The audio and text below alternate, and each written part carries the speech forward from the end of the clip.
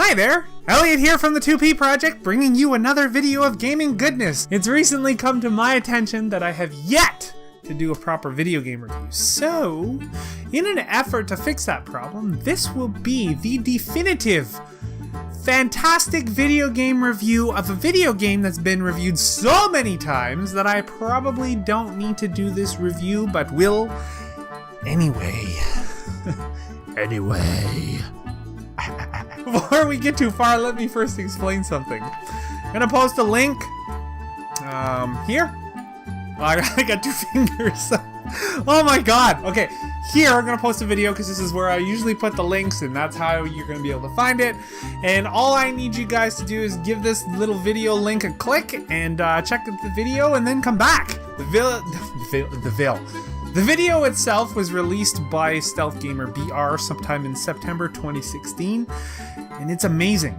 I mean, there are other videos out there like this, but this is the first one I've watched, and let me tell you, it certainly wasn't the last. I mean, I've watched almost 2 hours worth of videos of stealth kills and related to Dishonored. Further, I can only imagine how easy it would be for this guy to play the game now. I usually watch videos prior to my playthroughs, and if I had watched this video beforehand, I probably would have been super excited to play the game, not knowing the game is actually more difficult than Stealth Gamer BR makes it appear. Of course, I didn't watch the game until after I beat the game, and honestly, it really makes me want to play it again. Not to mention, I have a huge amount of respect for this guy's skill in the game. There's no way I could do that. Luckily, I do have Dishonored number 2. Anyway, to the task at hand. Let's get down to business and look at my experience with a game called Dishonored, even though I've said it about a million bajillion times in the last like 20 seconds. Dishonored, Dishonored, Dishonored. Let's get to it. What will we do with the drunken whaler? What will we do with the drunken whaler? What will we do with the drunken whaler early in the morning? When up she rises, when up she rises, when up she rises early in the morning.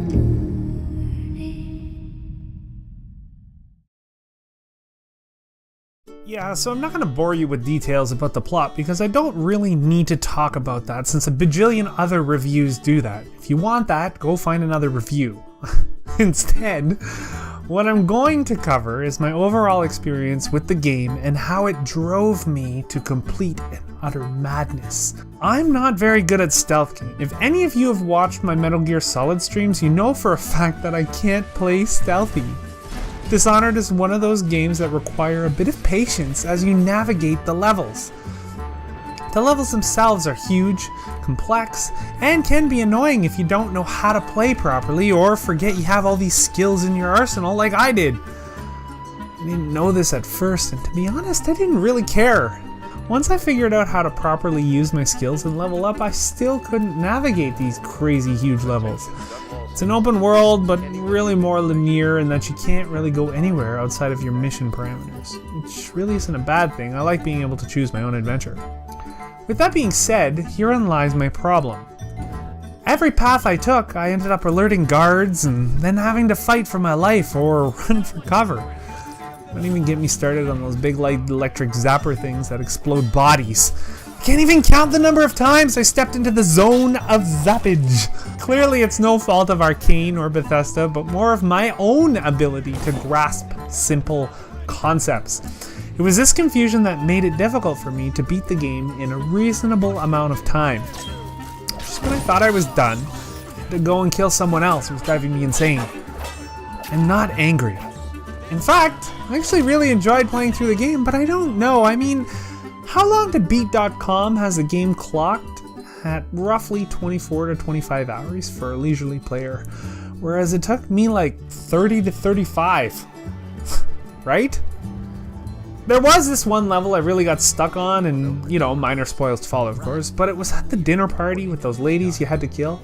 I'm not gonna say much more, but truly could not for the life of me figure out what I had to do. I ultimately ended up going around and killing a bunch of people. Then I figured out that I could get to the second floor by way of stairs near the table thing that had that big ugly fish on it. Anyway, if you haven't played the game, you won't know what I'm talking about. Just know that it was frustrating, whatever. But if you have played the game, then obviously you'll have an idea. But you'll probably just call me a simpleton anyway, because that area is easy to get through. Did I mention the customization of the weapons or skills in the game? I don't think I did. There's lots to do in the game, even though it's quite linear. Again, if you're a fan of the game, you'll probably disagree with me when I say it's linear, but truth be told, I, Split Focus, Elliot, didn't I say I was gonna say Elliot from here on out? Whatever. I, Elliot, only ever play RPGs, so this is certainly a new experience for me. In the same breath, Dishonored does seem to have some RPG elements. Anyway, I did some research. Yes, I research things after I played the game, and Dishonored falls within this category of something many people refer to as an immersive sim. I'm going in way over my head here, but from my understanding, an immersive sim is gameplay that focuses on the design of the world that the character inhabits, which encourage you to play in a fashion that allows the pursuit of your own goals or objectives within the confines of the narrative and what you have at your disposal. Ooh, that's a lot to say. There are many games out there with a similar approach. BioShock, Elder Scrolls, Fallout. Those games go deeper into exploring the characters and interaction of those characters in the world itself. Don't get me wrong, Dishonored is deep and has a pretty complex political story, but is not truly as immersive as those other games I mentioned. Still, blending magic and gadgets together from a first-person perspective really stood out. Probably one of the reasons why it's so popular, or one of the reasons why I love the game. One thing I had a problem with, however, and again, it's my own issue, is that I always get motion sickness from playing first-person games and the like. So Dishonored wasn't too bad. Doom, when I played Doom before, it was brutal. Maybe that's why it took me so long to beat the game. Or maybe I'm just getting old.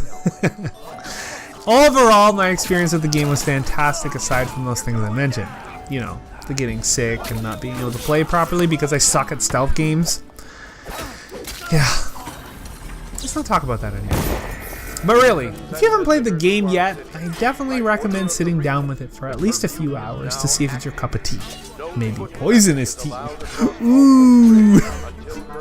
Okay, clearly you know that I have that scripted.